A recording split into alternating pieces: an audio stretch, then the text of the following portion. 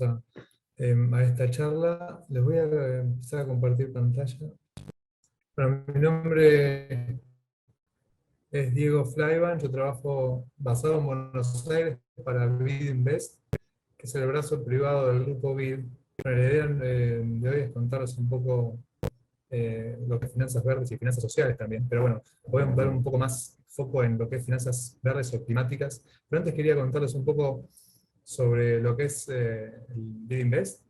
Seguramente ustedes conozcan al grupo BID en su conjunto, más que nada la parte de nuestra vertical, si quieren, del gobierno, que es el grupo BID, que trabaja con gobiernos, perdón, el BID que trabaja con gobiernos y la sociedad civil para hacer proyectos eh, relacionados obviamente con desarrollo sostenible. Básicamente son préstamos a gobiernos, garantías y donaciones, pero también tienen una pata muy fuerte en asistencia técnica y cooperación técnica. Bueno, BID Invest es lo mismo, pero desde la pata privada, o sea que nuestros clientes o beneficiarios son corporativos, proyectos sponsors de proyectos de infraestructura o intermediarios financieros. También damos préstamos, movilizamos recursos de terceros y también tenemos muchos apoyos técnicos a todos los proyectos que hacemos. Y la última pata es lo que sería BitLab, que es un laboratorio de innovación. Básicamente es lo que hace es apoyar el ecosistema de innovación también a través de préstamos, pero orientados más y donaciones, orientados más a capital semilla, que luego son escalables en las otras dos verticales. Así que bueno, eso conforma el grupo BID básicamente. Y quería contarles cuáles son, si bien nuestro foco es inversión en desarrollo sostenible, en todos sus aspectos, en BID Invest, lo que es el aspecto amplio de la economía, tenemos transversales, por todos los proyectos que hacemos, sea en infraestructura, sea con una empresa corporativa, sea a través de un banco, tenemos transversales que nos enfocamos, en donde creemos que hay una necesidad grande de brecha de financiamiento. Uno, ustedes seguramente han escuchado hablar de género y diversidad, hay una brecha muy grande en temas de género y diversidad que permitirían destrabar, según McKinsey, 2.600 billones de dólares en incremento del PBI si logramos reducirla. Básicamente lo que hacemos es incentivar a las empresas a que apliquen políticas de género y diversidad dentro de su propia organización, invertir nosotros directamente en empresas lideradas por mujeres, por ejemplo, y también en empresas que desarrollan productos y servicios orientados a la mujer. Esto es no solamente tema de género, está la pata de diversidad, en donde también incluimos a otras minorías como pueden ser jóvenes, adultos mayores, personas con discapacidades y inmigrantes, por ejemplo, ¿no? Entre otros casos. Así que cada vez más afrodescendientes, cada vez más el concepto de diversidad está tomando mayor preponderancia porque también hay una brecha importante en financiamiento, sobre todo, entre otras cosas. Esto por un lado, todos los proyectos tienen algo, o tratamos de que tengan, algo enfocado a género, porque sabemos que es una brecha muy importante, la que falta cubrir, y también no hay que olvidar de cambio climático, es un tema súper urgente, y todos los proyectos que hacemos, por lo menos estamos apuntando a que la mitad de los proyectos tengan un componente climático. Porque bueno, obviamente hay algunos números que estoy incluyendo, hay una oportunidad de inversión enorme en Latinoamérica, en inversiones climáticas, sobre todo en sectores como ciudades, todo lo que es infraestructura resiliente al cambio climático, relacionada más con ciudades, todo lo que es edificios, todo lo que es transporte público, vehículos eléctricos. Y también hay una oportunidad de inversión, una necesidad de inversión, a lo que nosotros, si están en tema, habrán oído hablar de los NDCs, que son los compromisos que los países asumieron en el Acuerdo de París de 2015. Básicamente se comprometieron a reducir brecha de financiamiento, a invertir en cambio climático, invertir en temas sociales, etc. Pero los compromisos son muy ambiciosos y obviamente requieren una inversión de 80 billones de dólares, esto es en inglés, con lo cual son 80.000 millones de dólares en inversión climática en este caso solamente, con lo cual eso representa un 15% del PIB de la región, eso es mucho y obviamente los recursos son muy escasos. Pero quería también un poco ponernos en contexto de la situación climática actual, ¿no? Hoy han oído hablar del grado y medio, 2 grados que tenemos que alcanzar al menos a que se incremente la temperatura. Obviamente estamos muy lejos de llegar a esa meta, lamentablemente. Año tras año hemos venido batiendo récords, se han venido sucediendo un montón de cuestiones, y la realidad es que llegar a ese por lo menos, a 1,5 de aumento de temperatura va a requerir una reducción de gas de efecto invernadero 43%, de 43% hasta el 2030, de los niveles que teníamos prepandemia, ¿no? Con lo cual es muy ambicioso.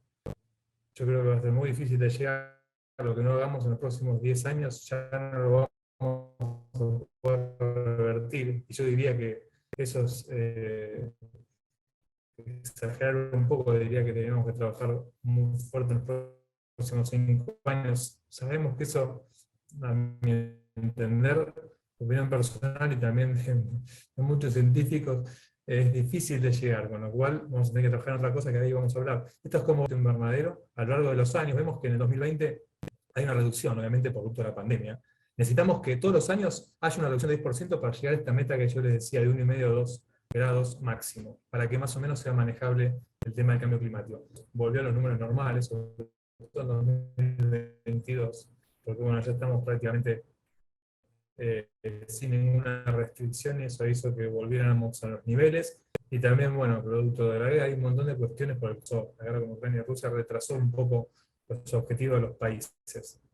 Pero bueno, como saben, el cambio climático es un tema no reversible ni a corto ni a mediano plazo. Ya lo estamos viendo. Esta presentación, este slide, lo debo haber presentado ya hace desde 2 años, no cambia, pero ahora se ve cada vez con más asiduidad, sequías, más lluvias, propagación de la deforestación. Esto hace que se deterioren los ecosistemas y se generen obviamente más lluvias, más sequías, más tormentas, más huracanes, deterioro del agua, del suelo, afectación del clima. O sea que esto nos va a afectar a todos por igual, en algunos lados con algunos tipos de desastres naturales, otros, como nosotros, en el cono sur, Brasil, Argentina, Uruguay, Chile, nos está afectando mucho la sequía.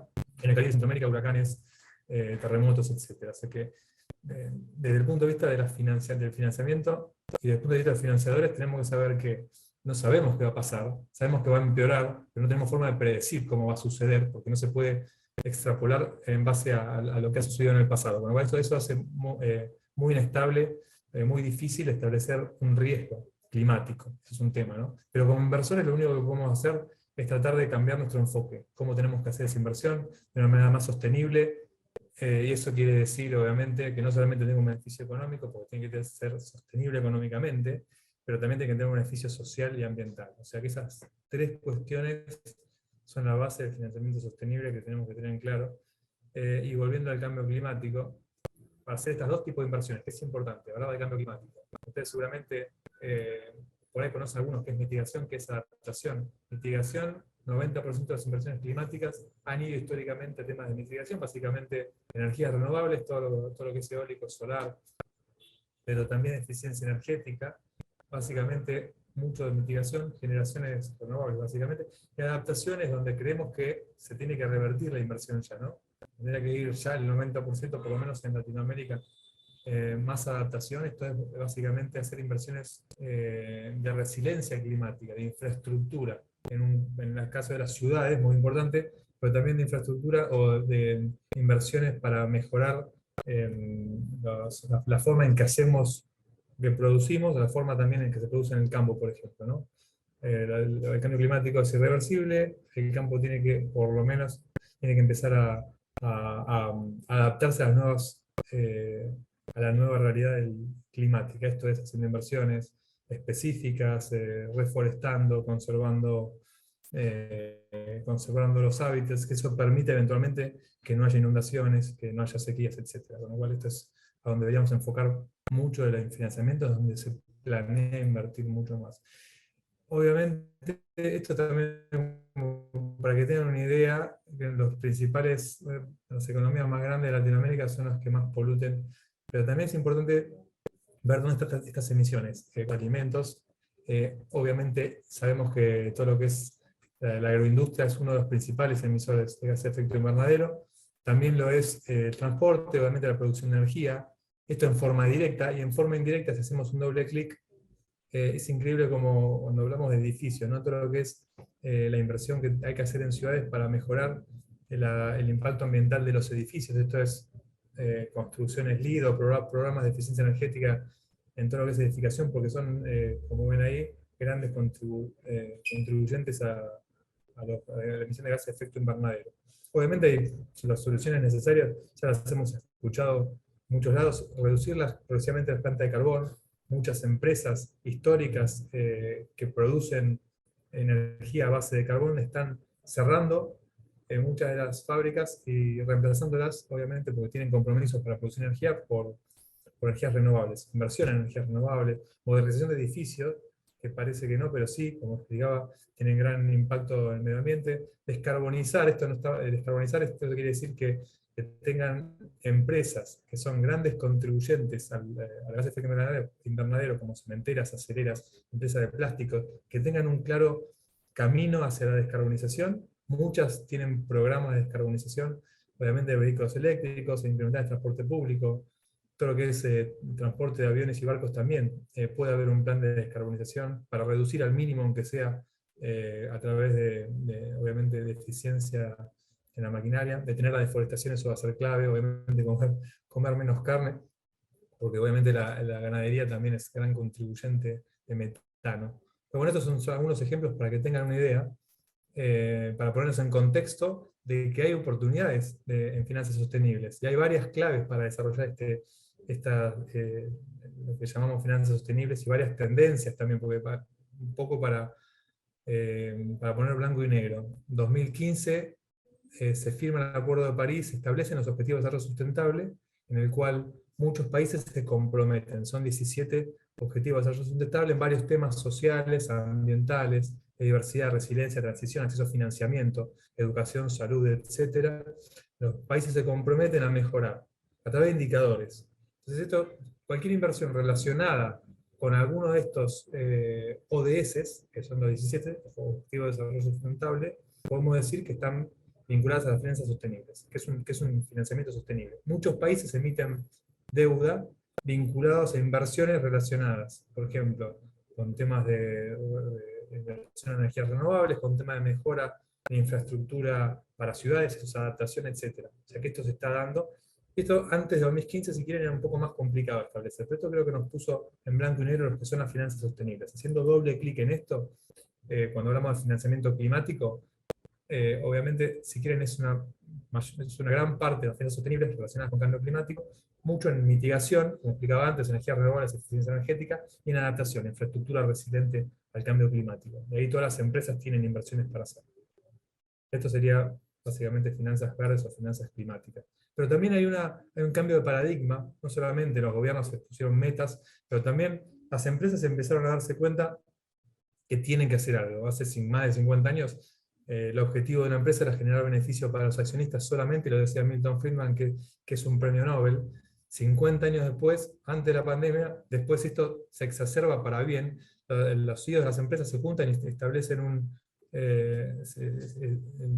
establecen un acuerdo diciendo que obviamente el beneficio de la empresa no solamente tiene que ser hacia el accionista, sino también a los empleados, a los proveedores, a los clientes y a la comunidad en la que opera, entendiendo que el crecimiento sostenible es con todos y no en forma individual con la empresa, que si no va a tener un fin más pronto que tarde. También no viene solo este cambio de paradigma en los empresarios, los inversores. Esto también es importante. En 2005 se firman los principios de inversión responsable, al que adhieren. Son principios creados por las Naciones Unidas, en el que adhieren como 5.300 asset managers, que son los administradores de fondos de inversión del mundo, o sea que los que manejan el dinero. En eso está BlackRock. En 2005 se comprometieron algunos en aplicar políticas medioambientales y sociales a sus inversiones. Otros van más allá, como BlackRock, que es el principal fondo del mundo, que desde los últimos años viene metiendo esto en su agenda, pero en forma bastante importante. Ahí ven cómo todos los años Larry Fink, que es el CEO de BlackRock, hace alguna especie de carta a los accionistas en donde se enfoca en temas. En los últimos años su tema fue la importancia de la sostenibilidad, cómo hacer para rediseñar las finanzas, cómo hacer para que la sostenibilidad y el beneficio acceda a los accionistas solamente. no solamente con dichos, sino también con acciones. Participa como inversor, obviamente, en los directorios de muchas empresas, y a través de esos directorios y con la silla que tienen ahí, empiezan a impactar o a exigir que las empresas sean más sostenibles o por lo menos tengan planes para hacerlo. Esa es una forma que se está viendo mucho en el mercado. Los bancos firmaron en 2021, hace 2 años ya, lo que se llama Net Zero Banking Alliance, una alianza para el cero neto. Básicamente se están comprometiendo 43 bancos que a 2030, 2050 van a tener emisiones cero. Esto es que sus clientes también tengan emisiones cero. Parece una utopía y es muy difícil de cumplir. Hoy de 43 bancos hay 130, pocos en Latinoamérica, unos 12, con lo cual estamos viendo como en la región estamos un poco más demorados de lo que es Europa, por ahí, de lo que es Estados Unidos. En Latinoamérica estamos un poco más demorados, pero vamos hacia ahí, un poco más lento, pero vamos hacia ahí, porque obviamente hay otras necesidades, ¿no? También los cambios demográficos, o sea, la gente más joven trae otras inquietudes, otras exigencias, no solamente sobre lo que consume, sino también los millennials hoy son CEOs de empresas, hoy manejan fondos de inversión, entonces están mucho más preocupados a dónde se invierte el dinero, qué consumen y en dónde trabajar. Con lo cual el cambio en las demografías, en las exigencias de los consumidores, hace que las empresas tomen más conciencia de esto. Volviendo a los inversores, esta pirámide, si quieren, el inversor tradicional está en la base, no le importa nada, solamente la rentabilidad. Eso está cambiando, cada vez esta pirámide se va a ir invirtiendo. Los del medio son los que tienen en cuenta cuestiones ambientales y sociales a la hora de invertir, o sea que básicamente una lista de exclusión o unos criterios de elegibilidad determinados. Y los que están en la punta son aquellos que ya van más allá de eso, exigen a que las inversiones que hacen cumplan con ciertos estándares y tenga indicadores relacionados, porque no solamente es una cuestión de que parezca que es, sino que me lo demuestren, con indicadores fehacientes y específicos.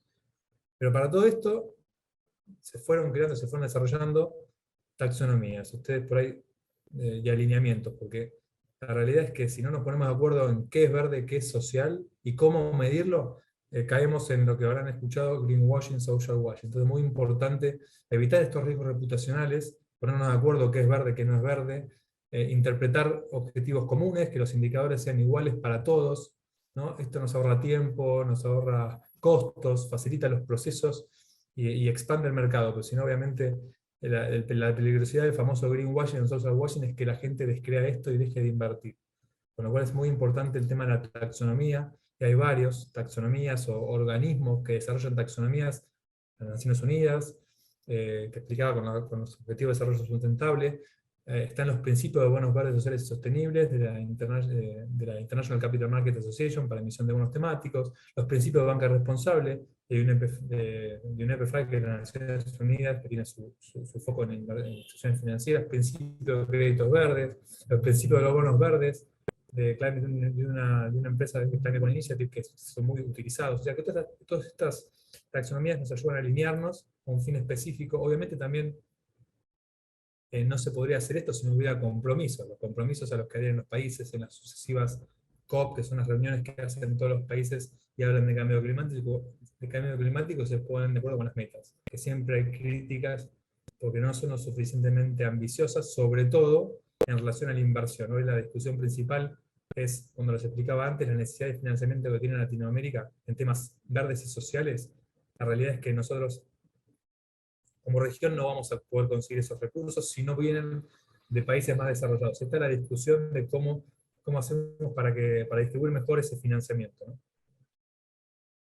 Hablaba de los objetivos de desarrollo sustentable, acá están los 17, con el fin de reducir la pobreza, proteger el planeta, asegurar la prosperidad de todos. Se firmaron en el 2015 por todos los países y se empezaron a establecer metas. Después se hicieron esos que les decía, las contribuciones determinadas nacionales, que básicamente son metas de reducción de gases de efecto invernadero hacia 2030. Argentina tiene metas ambiciosas también que fueron en los últimos 2 años mejoradas. Obviamente hay que cambiar la matriz energética hacia proyectos más renovables, hay que cambiar la matriz productiva en la industria, en el campo, etc. Con lo cual se va comprometiendo cada país. Todos tienen uno, en Latinoamérica todos tienen uno, y eso es muy ambicioso. Realmente los principios de banca responsable que les explicaba, 5.300 signatarios, tienen varios de estos 6 principios de transparencia, gobernanza corporativa, impacto impacto de sus inversiones, etcétera, en los cuales 5.300, digo, que es un número significativo que representa el 41% de todo el dinero que está dando vueltas por el mundo. O sea que esto cada vez está tomando más proliferación. Principio de crédito verde, también, cuando un crédito es determinado verde, bueno, tenemos que determinar si el uso de los recursos lo es a través de un criterio de selección. Después esos recursos no pueden ser usados si no aparece fin, con lo cual tiene que haber, si quieren, un tagueo de esos dólares y tiene que haber un reporte relacionado a dónde fue usado ese recurso. Todo esto se tiene que, no es fácil, porque obviamente a veces una empresa, ese recurso financiero, ese préstamo lo tiene que dejar estacionado hasta que se usa. Lo tiene que dejar estacionado, no puede usar para otra cosa, con lo cual esos principios son bastante estrictos. También lo mismo que los principios de los bonos temáticos, que vamos a entrar un poquito en detalle, pero básicamente esa Asociación Internacional de Mercado de Capitales que crea estos estándares en los que se basa esta iniciativa de Climate Bond Initiative, en donde las empresas que emiten bonos se certifican, siguiendo estos lineamientos. Entonces, un inversor que compra un bono temático, bajo los estándares de ICMA, se cerciora de que los recursos van a ir a donde dicen que van a ir, va a haber un reporte que está atado a unos indicadores que se establecieron de antemano a través de estos principios. O sea que esto facilita al inversor para evitar, obviamente, lo que hablábamos de greenwashing. En Europa hay taxonomías específicas de lo que es finanzas sostenibles, mucho más desarrollado el mercado, que está mucho más exigente para las empresas. Es un mercado de imitar, pero bueno, estamos obviamente como región un poco lejos. Hay un montón de iniciativas se ha avanzado mucho en los últimos 2 o 3 años, ¿no? Y también no es menor el tema de estrategias de sostenibilidad y reporteo. Lo que es el reporting también está parametrizado. ¿Qué tenemos que reportar y cómo? Está el Global Reporting Initiative, International Integrated Reporting Council, hay varios que establecen cómo reportar, qué indicadores y de qué forma. Las empresas generalmente hacen reportes integrados, financieros, hacen balances anuales, y también incorporan, ya la mayoría está incorporando, todo lo que es el balance social y ambiental, en donde miden su huella ambiental, tienen objetivos de reducción, miden su impacto social, etc. Entonces, van a ver esos reportes integrados en muchas empresas y bancos. Pero bueno, ¿hacia dónde evolucionan las finanzas sostenibles y cómo ha venido evolucionando? Siempre al principio se trataba de donaciones y aportes, los multilaterales han hecho muchos, ¿no? Para startups o proyectos pequeños, iniciativas pequeñas. Después se transformaron en préstamos un poco más grandes, pero todo lo que es donaciones y préstamos bancarios y de multilaterales no es suficiente. Necesitamos mercado de capitales. Mercado de capitales es donde se transan la mayor cantidad de flujos de capital, y ahí es donde entran a jugar la emisión de deuda sostenible, que ya les explicaba que son los bonos verdes, sociales y sostenibles, que están teniendo mucha relevancia y nos están asegurar al inversor que la inversión va a donde se supone que tiene que ir. Bueno, entrando a esto, yo creo que esto es, antes decíamos que era, pero ahora es el futuro. La forma de hacer negocios de los emisores de deuda va a ser así. Hoy lo tagueamos como verde social y sostenible. El día de mañana, el que no tenga o algo verde social y sostenible va a tener que pagar una prima tan grande que va a ser imposible que se financie. Con lo cual, en el mediano plazo, diría yo, esto va a ser la forma de hacer negocio. ¿Pero qué es un bono social, verde o sostenible? Bono común y corriente. La única diferencia es que hay objetivos, orientar el uso de fondos hacia un fin determinado, por ejemplo, inclusión financiera en pymes, inclusión financiera para fondear pymes lideradas por mujeres, o una cadena de valor en el sector del agro, que sea orientada a pequeños y medianos productores agropecuarios, o proyectos verdes de infraestructura verde, puede ser energías renovables, un proyecto de eficiencia energética, de plata cogeneración en una empresa corporativa.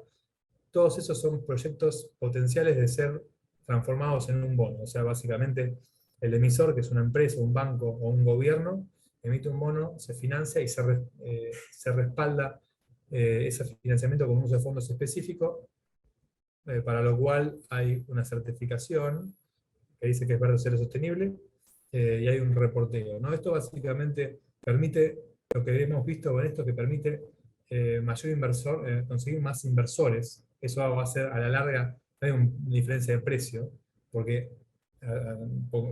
estemos de acuerdo que nadie quiere resignar rentabilidad. Muy pocos quieren resignar rentabilidad. Todos quieren rentabilidad y que se cumpla alguno de estos temas. Con lo cual, atrae inversores que solamente compran este tipo de bonos, sobre todo en Asia, en Europa y en Estados Unidos, o cada vez más en América Latina. El problema en América Latina es que hay que comprar este tipo de emisiones y no hay tantas para comprar. Pero cada vez, créanme que esto se va ampliando. Mejora la reputación de la empresa emisora, obviamente. Responde a sus objetivos de desarrollo sustentable que muchas tienen. No, los inversores lo mismo, muchos inversores se comprometen, tienen un riesgo reputacional. Está demostrado que estas inversiones, las empresas que tienen inversiones climáticas y eventualmente emiten bonos verdes sociales y sostenibles, son más rentables en el largo plazo. Eso quedó demostrado también durante la pandemia. Muchas de las empresas han tenido mejor performance en la bolsa, por ejemplo, porque se preocupan por trascender, con lo cual no solamente tiene un beneficio reputacional, sino que también tiene una reducción de riesgos percibible. Hablaba de bonos verdes sociales, pero hagamos un doble clic de lo que es, y me voy a centrar mucho en los bonos, porque esto, si quieren, cierra el círculo. Ahora lo que necesitamos es que haya muchos bonos y muchos inversores exigiendo que las empresas emitan estos bonos. Los bonos verdes, básicamente, que es la mayor parte, como explicaba, siguen los principios de los bonos verdes, están asociados a un ODS, Objetivo de Desarrollo Sustentable, con lo cual tienen, dependiendo del proyecto, más o menos indicadores que tocan a varios objetivos de desarrollo sustentable. Los sociales están relacionados más con proyectos sociales, como acceso a vivienda, salud, educación. Los bonos sostenibles son una combinación de los dos. Cuando una empresa o una institución financiera emite un bono, no tiene suficientes proyectos verdes y no tiene suficientes proyectos sociales para hacer volumen que implique la emisión de la deuda, porque no se puede emitir un bono por $1.000.000, generalmente tiene que tener cierto volumen, juntan los dos y emiten un bono sostenible. O sea, los dos proyectos sociales y verdes.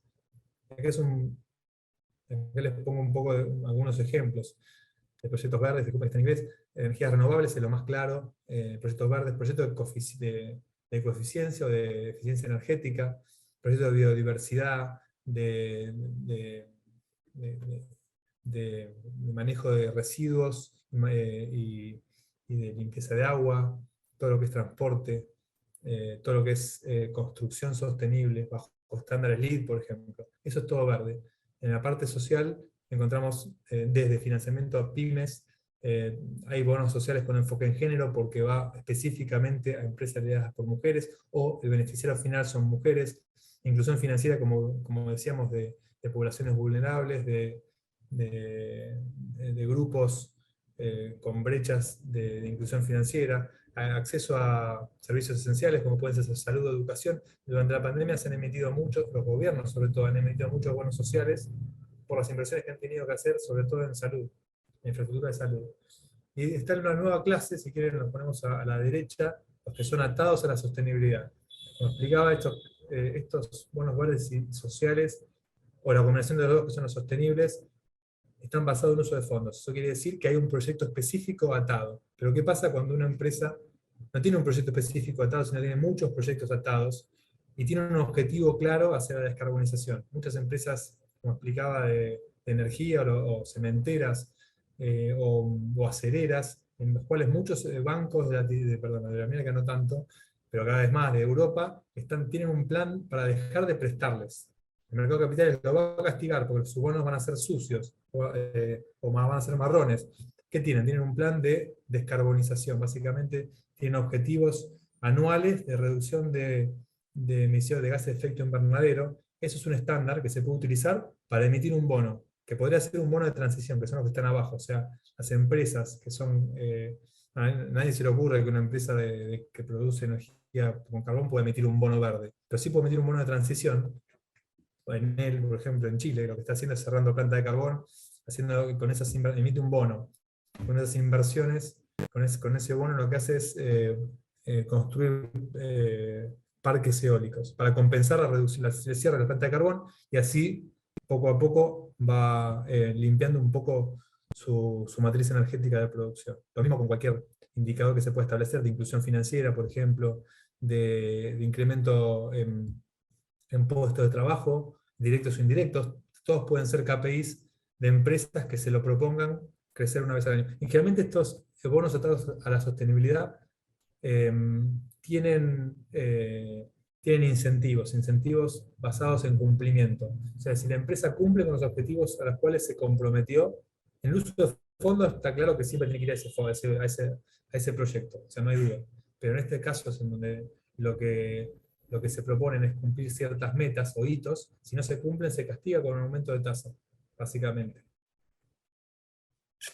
Un poco también, acá después le dejamos la presentación para que la vean, pero todos los tipos de bonos tienen principios a los cuales se alinean. Lo importante, si ustedes ven o analizan alguno o leen alguno, hay que ver a qué principio realmente son estos principios de ICMA, que como se explicaba, pero también hay otros, de Europa específicamente, que son muchos transados en la bolsa, muchos son bonos privados, etcétera, que siguen por ahí. Esa es la peligrosidad, es utilizar estándares no avalados comúnmente. Esa es un poco la problemática que vemos hoy. ¿Qué está pasando con estos bonos a nivel mundial, creciendo exponencialmente? Sí, Latinoamérica representa un 5% de la emisión de estos bonos, nada más, pero antes, hace poco, representamos un 3%.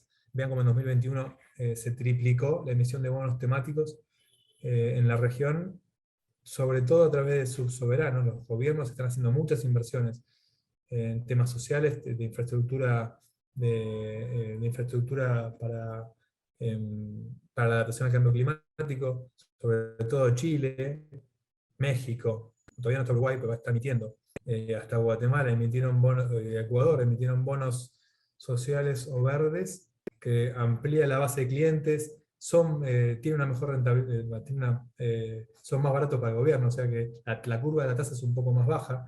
Obviamente también corporativos también que también. En 2022 hubo, con aumento de tasas, esto es agosto, o sea, todavía no tengo los datos a diciembre, pero vamos a ver una disminución, pero producto de los problemas de tasa y la disminución de las emisiones globales, o sea que también hubo un tema por ahí, pero bueno, cada vez vemos más, sobre todo en países impensados, como esto va tomando mayor preponderancia.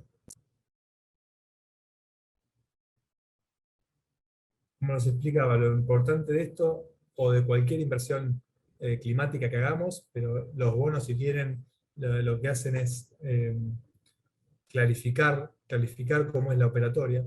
Tenemos que el principio principal para emitir un bono temático es el uso de los recursos o el establecimiento de un KPI, un indicador de performance específico. Una vez que se establece eso, se hace un proceso de evaluación de si ese KPI o ese proyecto o uso de recursos es coherente con los criterios de alguno de estos lineamientos o taxonomías.